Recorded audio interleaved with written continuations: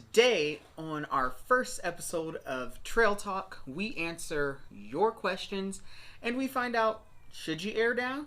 Should you not air down? Let's talk about it.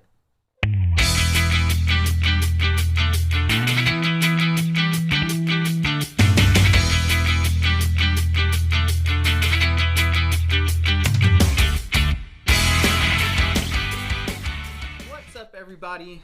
I am Albert with SoCal 4x4 Trail, and we are doing our very first episode today that I think we're going to be calling it Trail Talk, but maybe you guys have a better name that we can call it. We'll see. Put it down in the comments below. So with this is going to be more so kind of like a just talking, just to see what you guys think, answering your questions. We'll talk about different things for off-road, to cars, to whatever it might be. It's not going to be really edited, so if something happens, it happens. There might be a few sounds, there might be something, my daughter might come in, but we'll see what happens. All right? First off, we are going to answer some of you guys' questions that we had posted to find out and see what you guys want to know and what you guys want to hear. So let's talk about our very first question. First question is, what are some trails that can be easy and hard? So this question is kind of subjective because one trail that's easy for one person may be super hard for another person. And something that might be easy on a Jeep with 37's is obviously going to be really hard with a Honda CR-V. But one site that I do like to use a lot that does do a really good trail rating system on what you should do or what vehicle you should have is trailsoffroad.com. They are awesome. If you go to their website, they have a bunch of different reviews, ratings on how much ground clearance you might need or how much, suspension you might need or anything like that. It's normally going to be on that site for a lot of trails. It's also the same website that I like to use to find out about a lot of different trails that are even out there. Especially if you are in California or in the Southern California area, it is awesome. So definitely check that out. That's trailsoffroad.com. Okay? Gotta drink some of my tea. All right. We're going to move on to our next question, and it is, can I fit 37's under my JKU without a lift? All right. This question, in a nutshell, is, or this answer would be yes. Yes, you can. Now, that being said, on your Jeep, you're probably not going to be able to run 37's if you still are completely stock with the plastic fenders and bumpers on it. You're definitely going to be rubbing as soon as you get to full flex. You're probably ripping off a fender somewhere. But if you do have some of the flat top or flat metal fenders on your Jeep, you can definitely run 37's with very minimal rubbing. Especially if you turn lock to lock, you'll have a little bit of rubbing on the frame, but not much. One person was saying that you can run that with a 17 by 9 inch wheel that had about 4 inches of back spacing. So back spacing is how much where your brake rotor and the wheel connects and what pushes that tire out towards the outside of the vehicle. So he was able to use a 4-inch back spacing wheel, 17-inch by 9, with 37-inch tires, and it did fit just fine without any lift. But you can also try it out for yourself. We'll see. But it can be done. All right, moving right along. So our next question is choosing your first off-road vehicle, or what should you choose? This is also one of those extremely controversial, subjective questions on what you use as an off-road vehicle. This is going to, it could go a lot of different ways. You could want to, it all depends on really what you want to do with your vehicle. Are you building an overland vehicle? Are you building a rock crawler? Do you want to go in the sand dunes? There's so many different areas. As for myself, I'm big on driving what you enjoy most.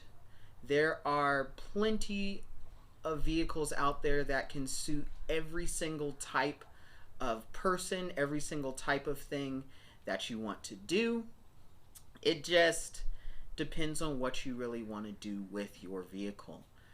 Obviously, if you do want to go more towards the hardcore off-roading, rock crawling side, you're definitely going to want a vehicle that primarily normally has a solid axle front and a solid axle in the rear. That's just a rule of thumb. Now, with that being said, that doesn't mean you can't have a lot of fun and do a lot of things in a vehicle that has an independent front suspension.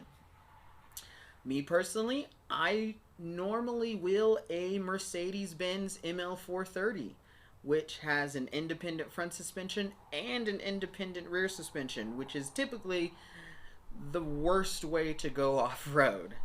But depending on how you wheel your vehicle, how you drive, and how you pick your lines, can justify that in a lot of ways.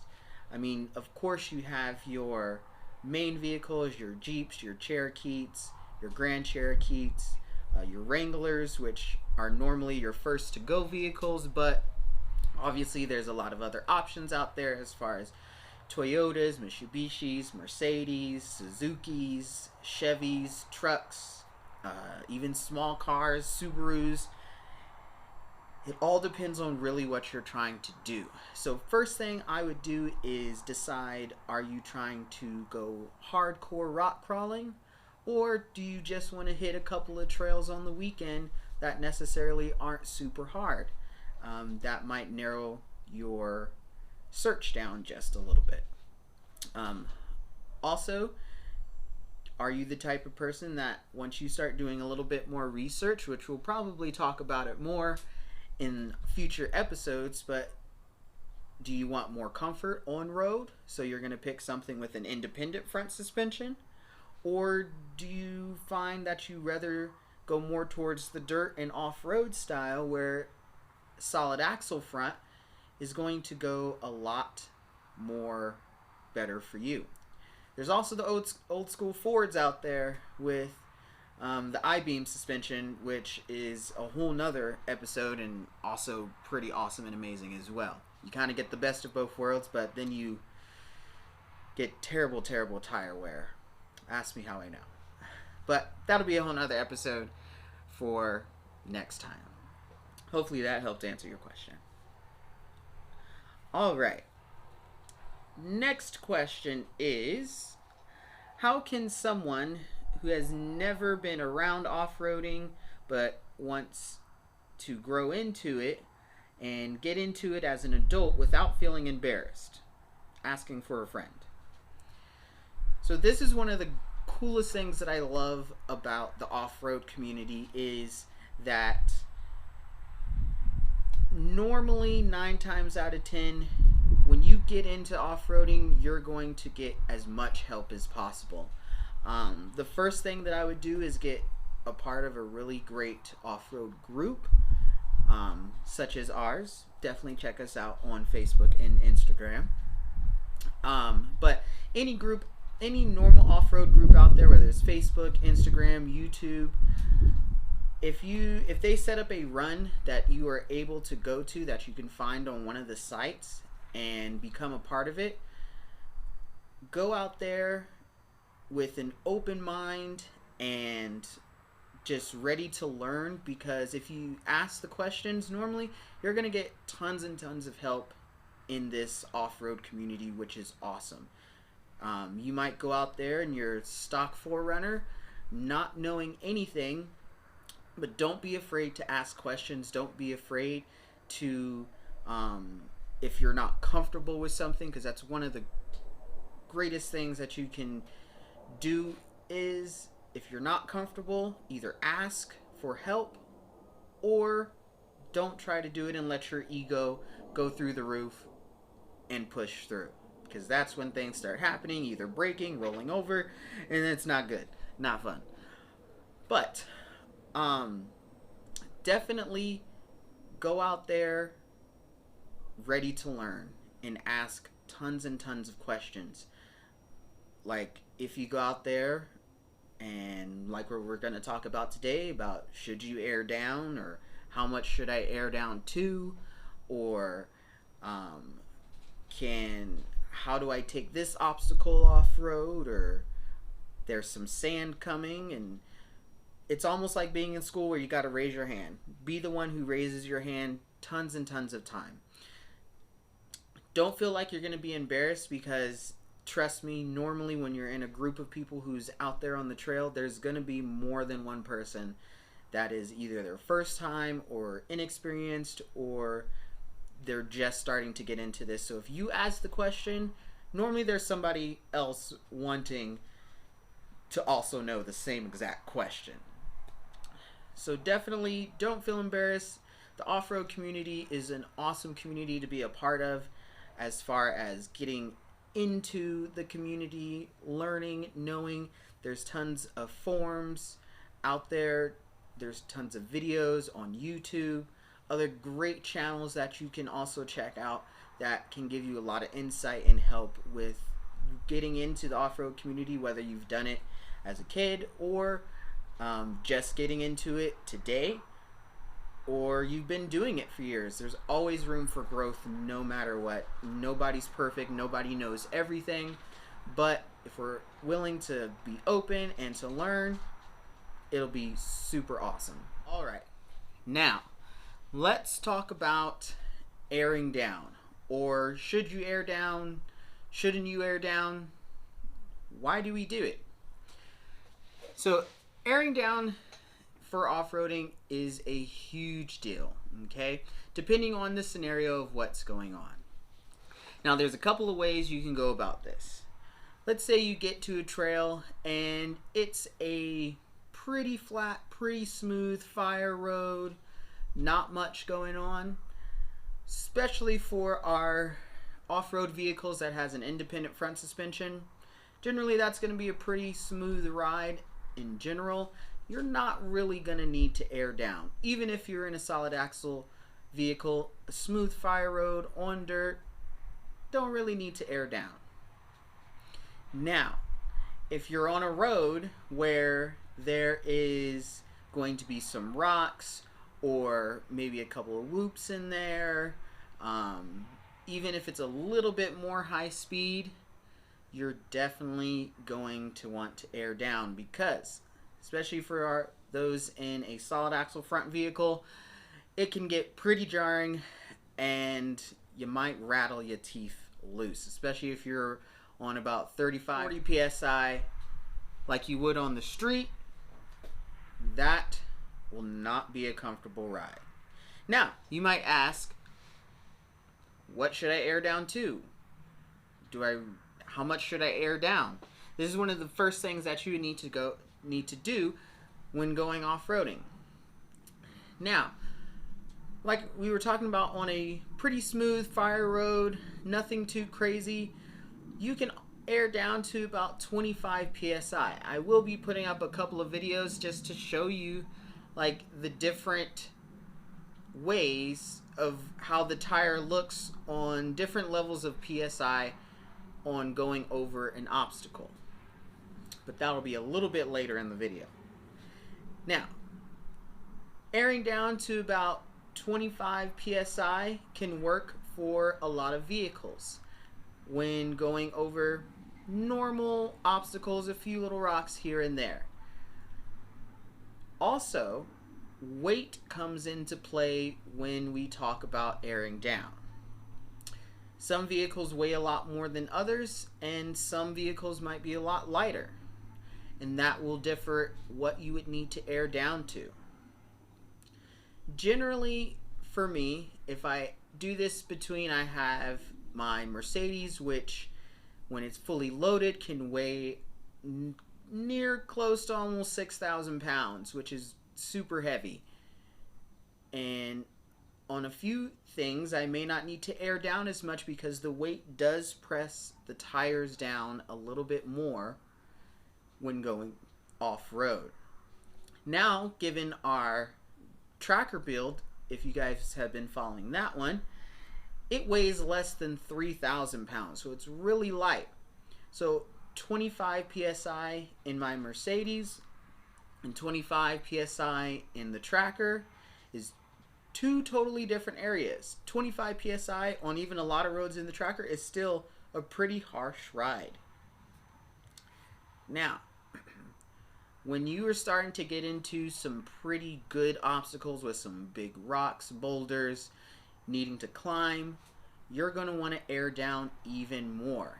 This is generally going to be anywhere between about 15 to 12 psi for your normal non-bead lock wheel. That's going to give you enough so the tire can grab onto the rock and flex a little bit, so it gives you a bigger, wider tire patch to be able to roll over the obstacle that you need to go over.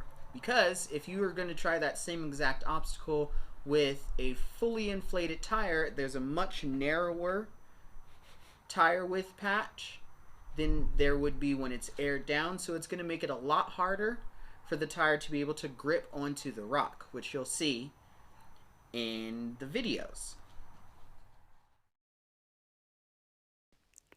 Alright, in this first demonstration, we are aired down to 10 psi. As you can see, the tire can really grip on the rocks and roll right up. Next one is 15 psi. Next, we're going to be going up to 25 psi, where you can start to see that the tire is struggling to grip onto the rocks. After, we are at 40 psi, where it really struggles to get that good tire patch to grip on to the rocks. But now back to trail talk. Normal off-road vehicles like our 4Runners, Jeeps, Trackers, Mercedes, whatever you have, which is awesome, 15, 12 psi is right about the sweet spot for your normal, harder obstacles, more rocky terrain. As far as airing down goes, there's a lot of different ways you can do this. You can take air out of your tires by even just using a little key.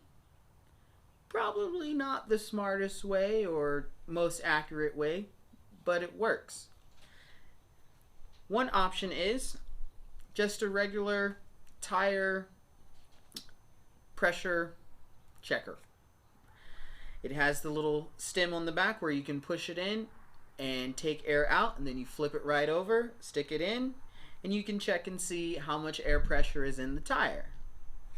I actually like using this a lot. I still use it to this day quite a bit on the trails. It's simple, it's easy. It may not be the fastest way to go, but it works, and you know exactly where your tire pressure is going to be.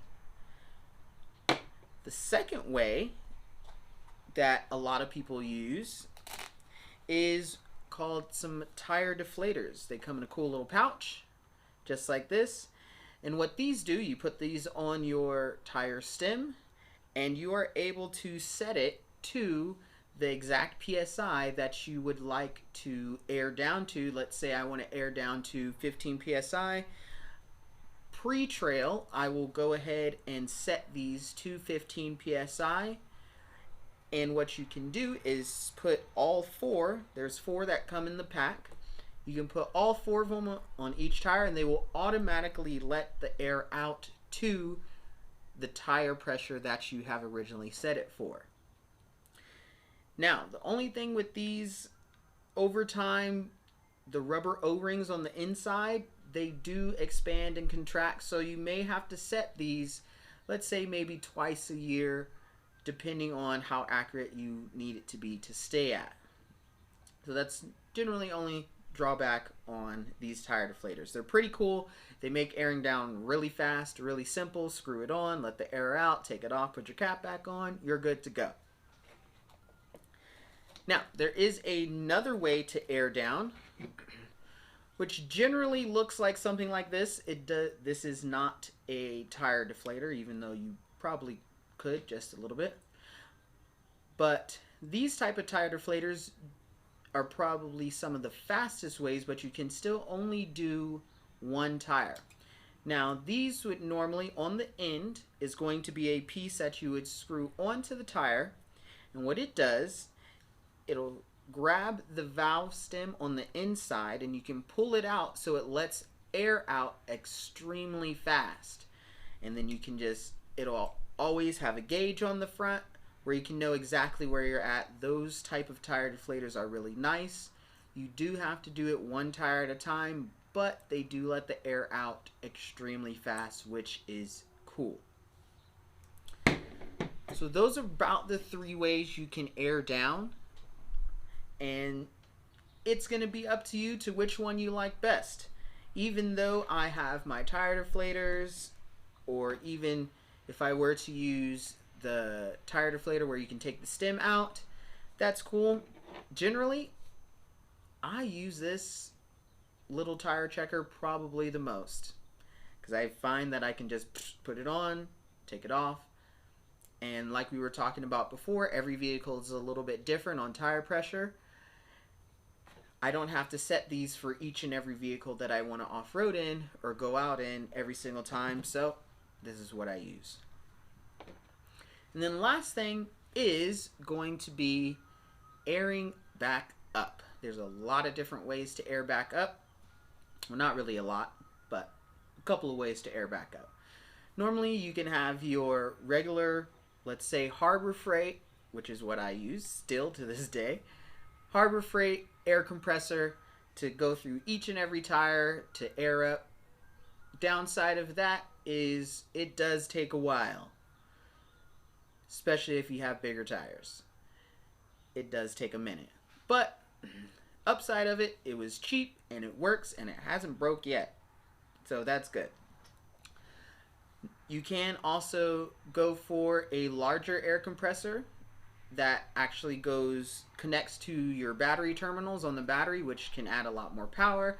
They're normally a lot bigger and a lot faster, like a Smitty-built air compressor, which is also really awesome. They work a lot faster than the small little Harbor Freight compressor, which only plugs into the cigarette lighter.